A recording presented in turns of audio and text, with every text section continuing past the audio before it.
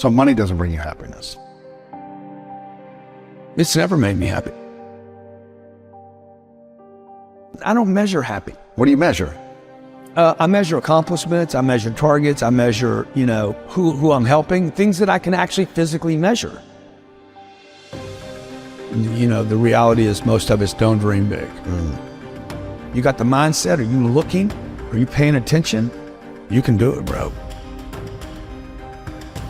You got to give something up. It's not you have to add something, you always have to give something up. Really?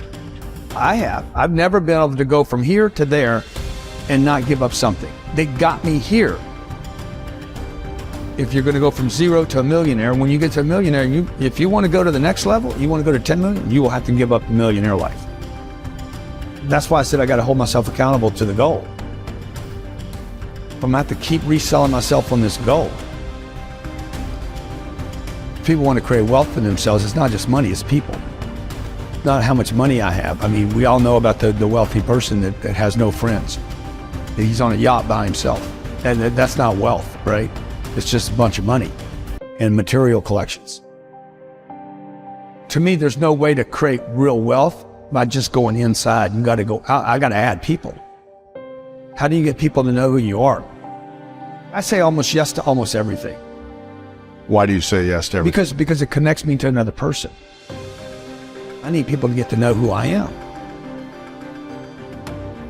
I'm going to become somebody. I want to contribute more. I don't think about I want to be more happy. I'm not thinking about joy. I'm not thinking about contentment. I'm thinking about action. I want the action. I want the grind. I want the possibility. I want legacy. I'm trying to figure out how to extend 100 years. How could Grant Cardone still be relevant in 21, 23? Do I want more happiness? Dude, I want more time is what I want. And I want more health. Would time and health bring you more happiness?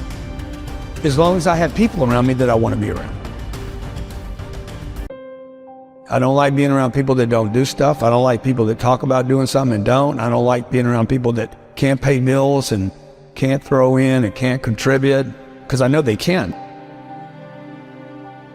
Most of the people watching right now, everything you have budgeted for in your life, you can pay for. It's the things you didn't budget for, the big dream.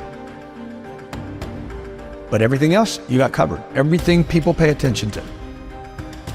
House note, car note, electric bill, water bill, basics. Everything gets covered. What if you just added a whole bunch of other stuff to the list? What if we were all brought up to say, hey, we're going to cover all this stuff? People would be even more productive. What would you say are the top 3 ways, the best ways to multiply money then? Get rid of it. You got to get rid of it. First, you got to make it.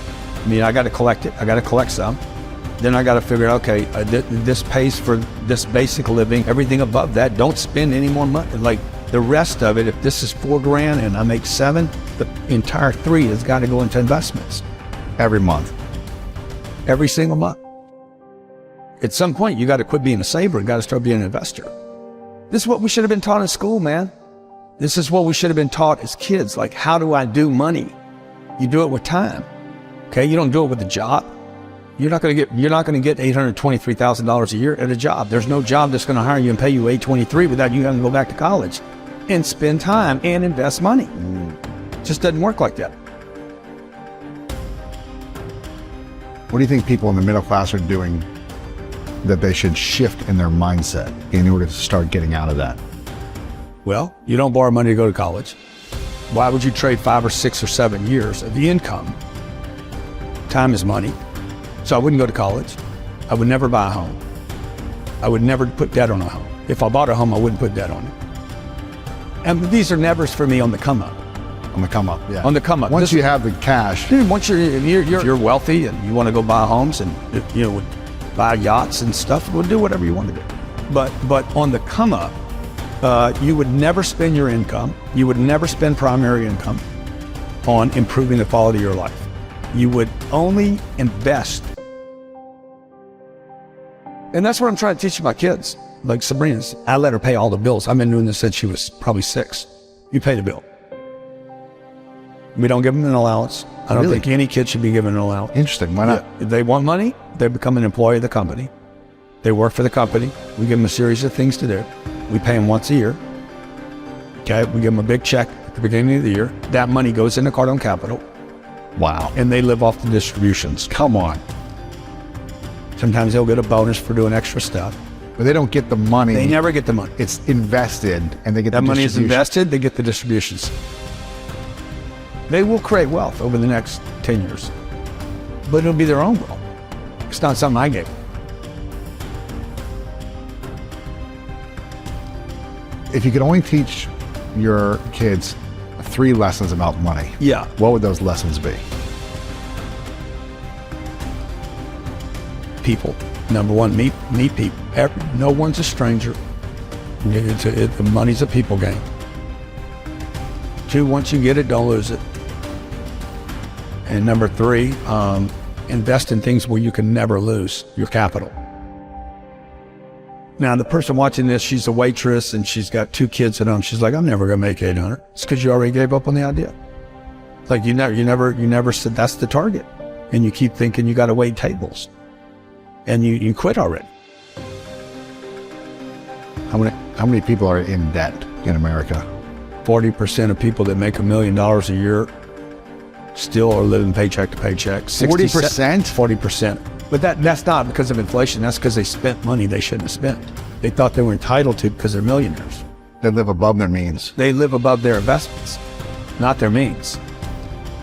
How can we shift the relationship to money that we have so we can have a better experience emotionally and spiritually about money? Anything you're hiding, you're going to have problems with. The secret keeps you sick. First thing I look at every day is my money. I have a great relationship with my money. I'm not just gonna think about it. I'm gonna be somebody today. I'm gonna grow into who I should be. What I've done already is impossible. From where you came from and all these From things. where I yeah. came from, I should be dead. I should have been dead at 25 years old. Or in jail. Messed up forever. Instead I became this guy. And I mean, I'm grateful. And I don't know that I had any breaks.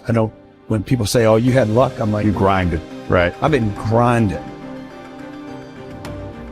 And I'm proud of the grind. But I wanted to turn into something more than money. So I'm going to feel good about a lot of places I go to and a lot of people I meet. Because I made more contributions than I didn't. I gave more than I took.